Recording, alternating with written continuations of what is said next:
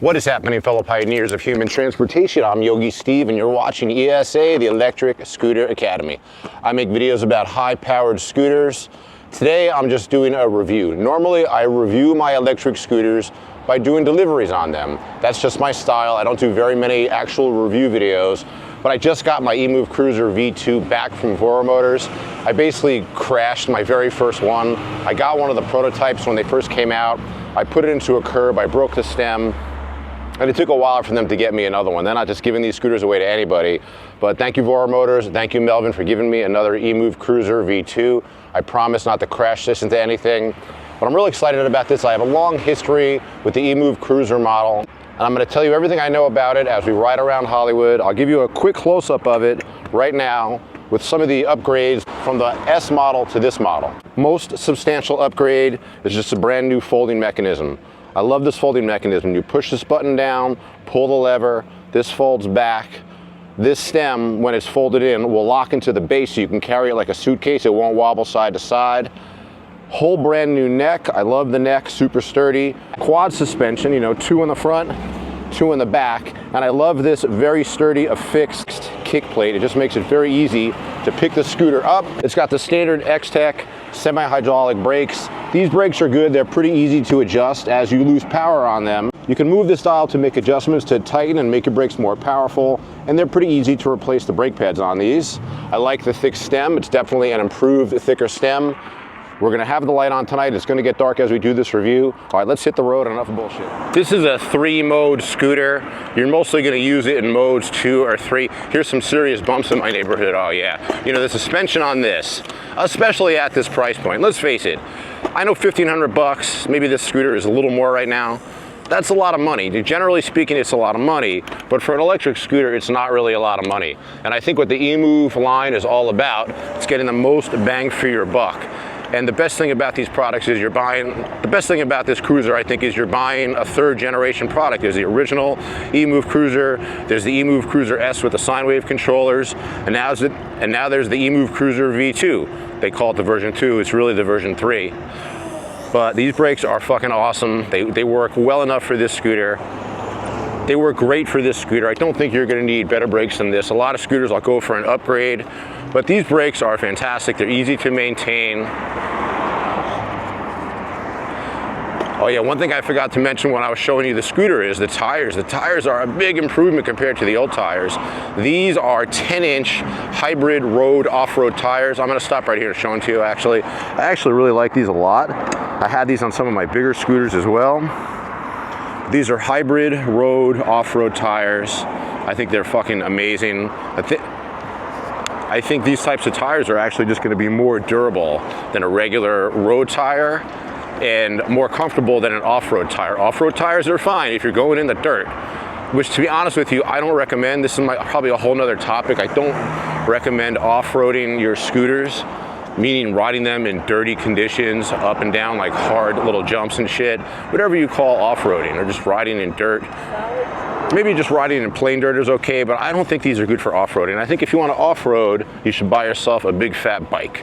You know, why not just buy an e-bike instead? I think that's definitely a better way to go off-roading. Scooters, I think they're made for the street. Oh, you can see it's fucking busy out here in Hollywood. This is a single motor scooter too, but let's do a hill climbing test. This is a serious fucking hill right here. Oh, if you can do this hill, you can do almost any hill in the neighborhood. Oh yeah, this is pretty good. Can we make the rest of this though? This is super steep, guys. I don't want to fucking blow the controller on this, but as long as we're moving, I think we're okay. Yeah, we're fine. It's leveling out. This is a super, super steep incline. Most single motor scooters are going to have a lot of trouble getting up that type of a hill. So that was a scary test, to be honest with you, because I know I am capable of blowing the controller on one of these. That's just the most common problem with scooters. Usually if your scooter breaks, you bring it to anybody who does, bring it to a mechanic or something, they're going to say it's the controller. Your scooter breaks, half the time it's going to be the controller. All right, so the brakes are great for going downhill. That's real important. I don't love going downhill on the brakes. I always feel like it just wears the shit out of the pads. Yeah, this is a fun, maneuverable little scooter. If you're coming from, let's say, commuter scooter world, meaning scooters that go like 15 miles an hour, you know, the rental scooters, this is just your first big step up. This scooter does do a true 34 plus miles per hour. I have driven it that fast myself. It's pretty much the speed that I need to be competitive with the traffic out here. The scooter is known for its range. Now, just to be up front, because what the fuck? Where does this guy even think he's going? Just to be, this is hysterical. Just to be up front, I'm gonna keep my distance from this guy. Isn't it weird how you can like, for me as a guy who's on the road a lot, I'm scared of certain types of people and I can judge them by their driving. Like this guy, I feel like will come out of his car if I get too close to him. And it looks like I'm jawing at him now too, since I'm talking to the camera.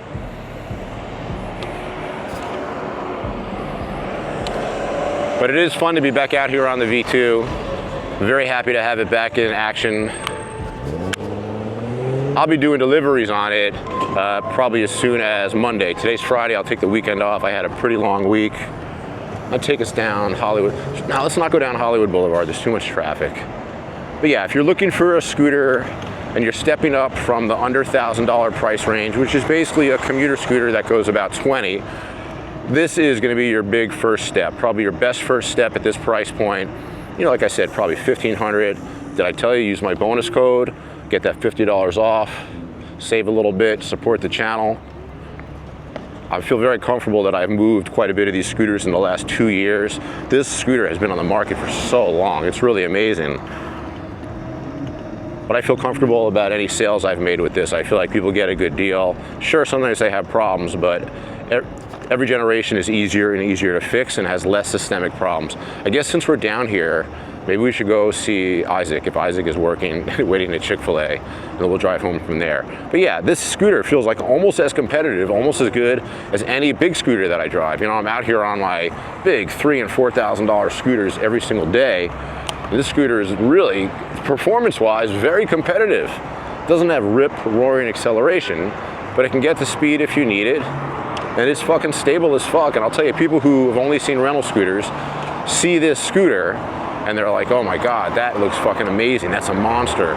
If you actually watch my early videos, you know, my history with this type of scooter is very deep. I tried to clone the very first generations of these. I actually did successfully clone 4 of them.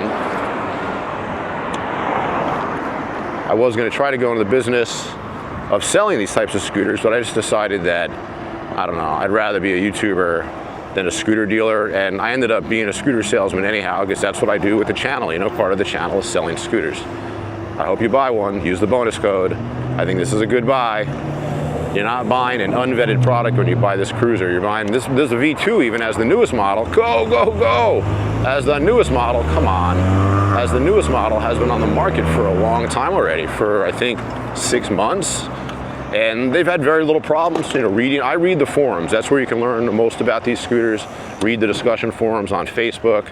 And sure, there are some problems, but this scooter doesn't have any systemic problems. After 6 months, people are not having the same problem over and over. Sure, you can blow your controller out, you can blow your motor out, you can have trouble with your battery. Oh, I know Isaac here, so I guess we're out of here. But systemic problems are what you're looking for in scooters, which means that when you buy a scooter like this, when you buy a scooter, a systemic problem is a problem that you're almost definitely going to have given it enough time, and most models will have it. But so far, this scooter being on the market for a while, I don't really see a bunch of systemic problems. What this scooter is really known for, when you talk about bang for your buck, is the crazy range on this scooter. It's a huge fucking battery. I think it's a 30 amp hour, 52 volt battery. And you know, if you read the manufacturer range estimates, they're pretty high. I'm not sure what they are, but I can tell you from my experience, this model, the previous model, they get similar range. Basically at top speed, you're really gonna get about 30 miles of actual range. That's if you put it in 3rd gear and you're just blasting. If you put it in 2nd gear, maybe you'll get 35, 40 miles. You want to get 50 miles range on the scooter, put it in 1st gear, you want to drive it like that, I mean, you go for it. But I feel like it's very hard to drive these scooters slow. It just depends on, you know, depends on what you're trying to get out of the scooter. Maybe you just want to drive it slow anyhow. But for me, I always put a scooter like this in its maximum speed. I need to be like in the low 30s to be competitive with traffic, to go up these modest hills around here. And then I'll probably get 30, maybe 35 miles range on this scooter, which I remember is what I used to get on my thank you. I remember is what I used to get on my prototypes as well, on my clones. So it's just a pretty standard thing. 30 amp hour battery, top speed, top gear, 30, 35 miles range. And again, I know the manufacturer estimates are probably a lot higher, but I think everybody who reviews these scooters and knows anything about them knows that manufacturers rate their range estimates on like a 110-pound rider going the slowest speed, I guess. I mean, who really knows? More hill practice going straight up La Brea. This is a very modest hill, but, you know, what's this guy doing? It's a very modest hill, but, you know, in my neighborhood, anytime I'm going north or south, I'm going up or down a hill on my neighborhood, on my entire route. So anytime I'm coming home, I'm always going up this hill on La Brea. This is a nothing hill for this scooter. Again, for a single motor scooter, it's one of the better hill climbers. You really want a dual motor scooter for the giant hills. And the good news is this scooter is coming out with a dual motor variation the end of December. They're even gonna have an upgrade kit. So if you buy this scooter and wanna go from one motor to two, they have an upgrade kit. I'm not sure how much it's gonna be, but it's gonna be available. You don't have to buy another scooter. You can just simply upgrade your scooter from the single motor scooter that you bought initially. Weather's holding up. We are mid-November. We're late November already. I can't believe it. It's almost December. And the weather's holding up pretty good. I can't complain. I hate the cold weather. I hate the rain. I love the sun, but summer's over. Now when we have sun, it's only like during the daytime. But again, this should be, we're talking all about the Cruiser V2. Super happy to have it back in the lineup. I really missed it. I can't believe what I did to my first one. I broke the fucking stem just through my own doing. I just fucking smashed it into a curb. I was absent-mindedly driving, and that really screwed me because all the other YouTubers out there were promoting their V2s.